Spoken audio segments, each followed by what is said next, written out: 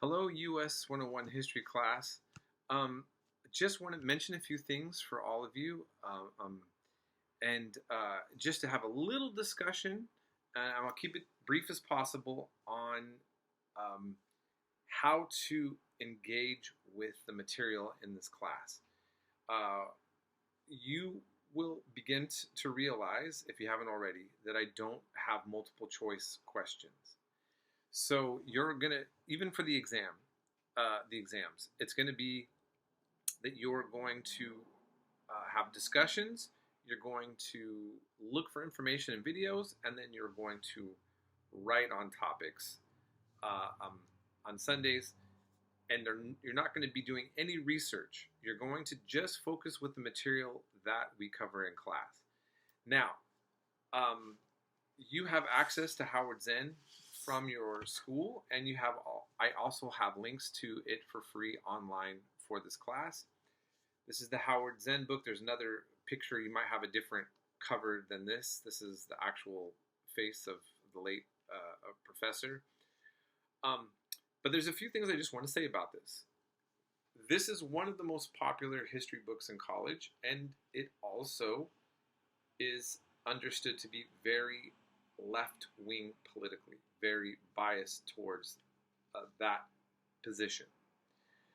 And so there's some professors that don't like the politics of that Howard Zen had. Okay, now I looked into. There was another book. Some guy tried to make a response to Howard Zen, and he put out a Patriot's History of the United States.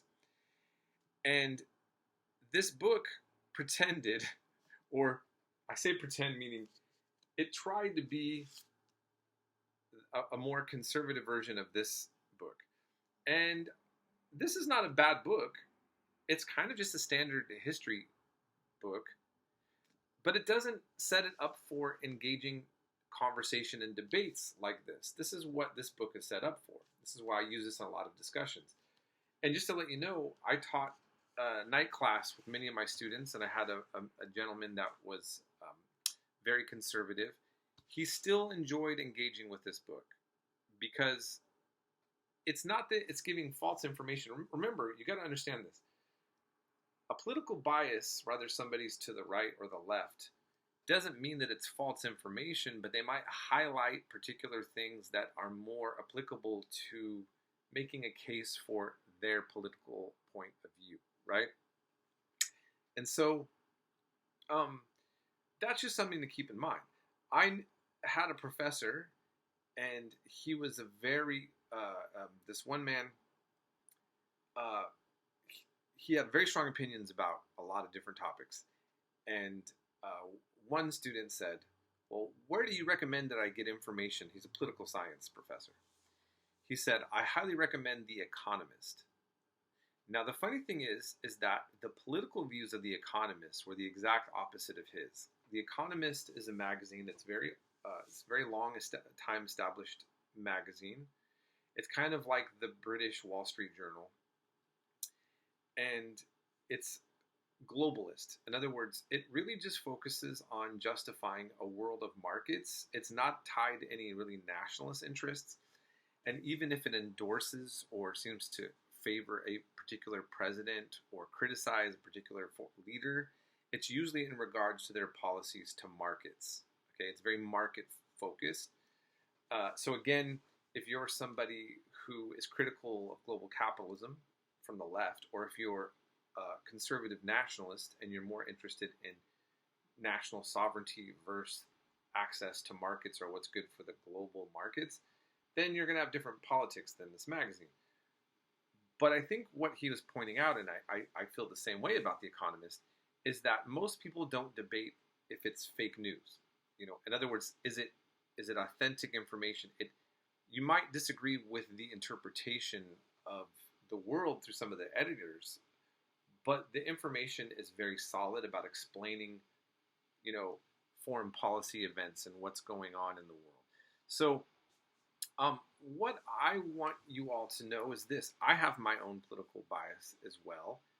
I will try to always display nuance and not make that so explicit necessarily. Now, What's the word nuance? Nuance basically is when you might have a particular point of view, but you're still going to be able to explain the other view. You're not going to make things so hard, black and white, like in this really rigid way, okay? And you're going to, what I always want to do is kind of elaborate on different ways to look at things in some way. So you're not being graded on your politics in this class. You're graded on your ability to engage with the material and do the work, okay? But as I mentioned in my syllabus, you have to be respectful to each other. For some reason, a lot of Americans aren't getting this. In the online world, it makes it really easy. You just say really rude things to people, and you don't want to consider anything, And so the one thing that I always want to tell people is don't be too sensitive if someone's just challenging you. Try to make a distinction between somebody who's really being rude or just, okay, sometimes you're going to be uncomfortable if you get challenged, but that's how it's going to be when you have a job somewhere. You're going to have a boss or you're going to have a fellow worker who's going to say, I'm not sure you clean this right or something like that. And, that's not ever easy for anyone to deal with. But part of college is also to help us learn how to deal with these real world scenarios. So at the same time, I don't ever want to see anybody really being rude, definitely not saying something racist or a negative about women. Nothing that attacks a person's religion, faith, or identity. We don't do that, period, right? And we all know that already. And I usually don't have a problem with that. Ultimately, if anybody has any problems with this, you can talk to me about it. And also your teacher that's working with you, Roberto Cruz.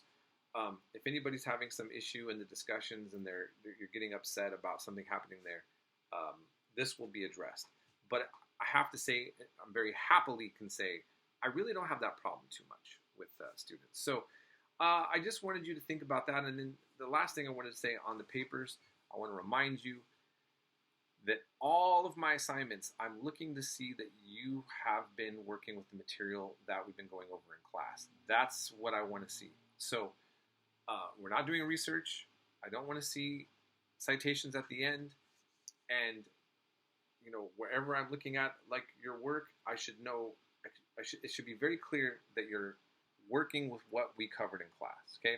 And I'll keep making that more clear if you have any questions on that. So I wish you all the best on just getting started, and I hope that this is going to be also enjoyable for you. So here we are, and get your thinking caps on, be critical, be engaged, and learn a lot. All right, we'll be in touch.